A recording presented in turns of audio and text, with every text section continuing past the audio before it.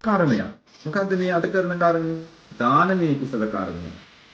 දැන් මේ කර්මයේදී මොනවද හම්බෙන්නේ? දැන් මේකෙන් බලන්න මේ දැන් කෑම දෙනවාද ඔක්කොටම දැන් මේ කෑමවල තියෙනවා එනර්ජි පහක්. මේ එනර්ජි පහනේ අපි මේ දෙන්නේ මොනවද එනර්ජි පහ? අපිට හොඳට කෑම ටිකක් හම්බුනේ නැත්නම් මේ ආවිෂය කියන කාරණාව තියෙන්නේ කෑම තුල. අපිට කෑම ටිකක් හරියට වැටුනේ නැත්නම් මේ ආවිෂය පවත්වාගෙන යන්න බෑ.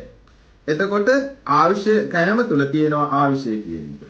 වර්ණය මේ අපිට පාටක් හම්බෙලා තියෙනවා අතීත පෙර පිනකින් අපිට දැන් මේ වර්ණයක් හම්බෙලා තියෙනවා මේක විවිධයි හැමෝටම හම්බෙලා තියෙන ක්‍රමයේ විදිහ ඒක තියෙන්නේ ආහාරයෙන් තමයි හම්බෙලා තියෙන්නේ නැත්නම් මේක විකෘති වෙනවා ආයුෂයේ වර්ණය සැපේ මේ ශරීරයේ දැන් පහසු ස්වභාවයක් තියෙනවා අපිට කරදරයක් නෑ කොහෙන්ද මේ ආහාරයෙන් ඒ ටික අරන් තින්නේ පෝෂණය ඊළඟට මේ ශක්තියක් තියෙනවා මේ අතපය හාට මෙහාට කරන්න ඒ ශක්තිය කොහෙන්ද මේ ආහාරයෙන් හම්බෙලා තියෙන්නේ ප්‍රඥාව අපි මේ හොඳට ආහාරයක් වැටුනේ නැත්නම් මේ ඉස්සරහ ඉන්න කෙනා අඳුර ගන්න බෑ අපිට. ඒතර ප්‍රඥාව ආවිෂ වර්ණ සැප බල ප්‍රඥා.